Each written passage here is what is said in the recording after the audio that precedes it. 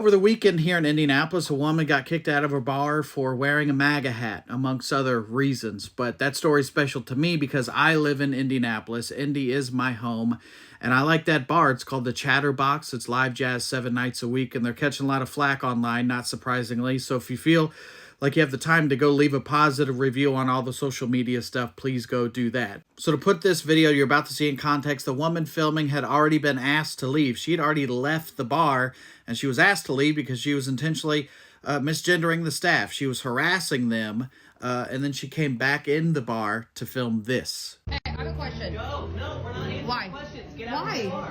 Why? Because you're a Trump supporter. I know, but don't you guys want our money? No, actually we don't. Get out of my bar right now.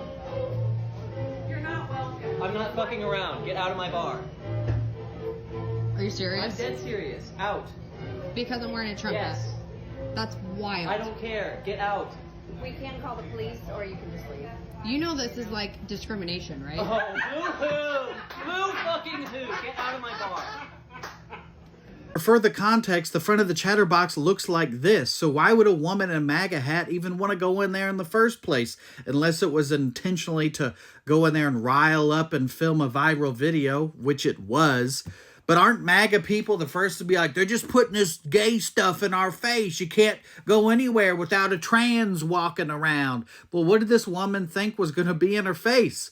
Also, Massachusetts Avenue, where the Chatterbox is, it's probably not for you. If you said, hey, Brent, I'm looking for a nice, fun night out and also to avoid the gays, I'd say avoid Mass Ave because it's not for you. Her going into this bar is like if I went to a Klan rally and was like, whoa, ladies, can you keep it down with the racial slurs?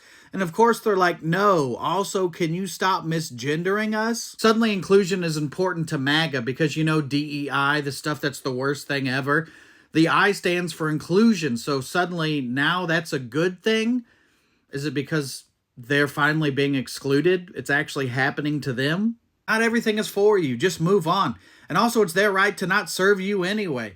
And if there's anything I've learned about being in bars, it's usually the people that are fighting with the staff are sober and respectful, well-meaning, and not at all combative. Also, I'm seeing a lot of comments to the tune of whatever happened to tolerance. Well, tolerance is a social contract in which both parties have to play by the rules. So if one party breaks those rules, the other party's not obligated to uphold their end. Like if I called you a baby back bitch and your wife ugly, you'd get mad. And then I would be like, well, whatever happened to tolerance?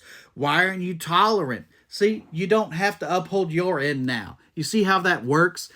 And also, I just minimized the plight of the LGBTQ community because the intolerance they're shown on a daily basis is stuff like, I don't know, deny who you are to your very core, change everything about you to fit other people's belief system, don't love who you want to love, you're gay, you're gross, you're sick, you're weird, kill yourself. They put up with all that and then are expected to remain tolerant of your assholery. So how do you think that's going to go? A couple comments saying the bartender threatened the lady's life with a deadly weapon, and there is a bat in the video. That's how life-threatening it was. I had to actually go back and find it in the video. But it's life-threatening?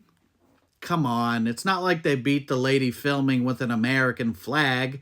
And even that's not life-threatening. That's just called tourism, right? And for the record, I don't condone violence or tourism. Read a lot of those comments under the video, and they were not particularly nice to that bartender. Nasty comments, hateful comments, and they may never even see them, but you know who will or could is your friends or your family or your kids who might be gay or trans, and now they're never going to be comfortable around you. Instead of being a place they can turn to for support, you'll be the reason they ignore your phone call. Or you will be the reason that they don't come to Christmas, or worse.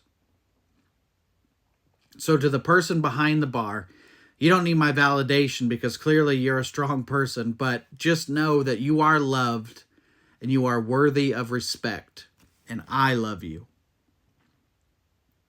And if there's people out there who are going through the same thing, you are worthy of love, and you're worthy of respect, and I love you. And if you're somebody especially an LGBTQ youth who needs somebody to talk to 24/7, 365. You can go to the trevorproject.org.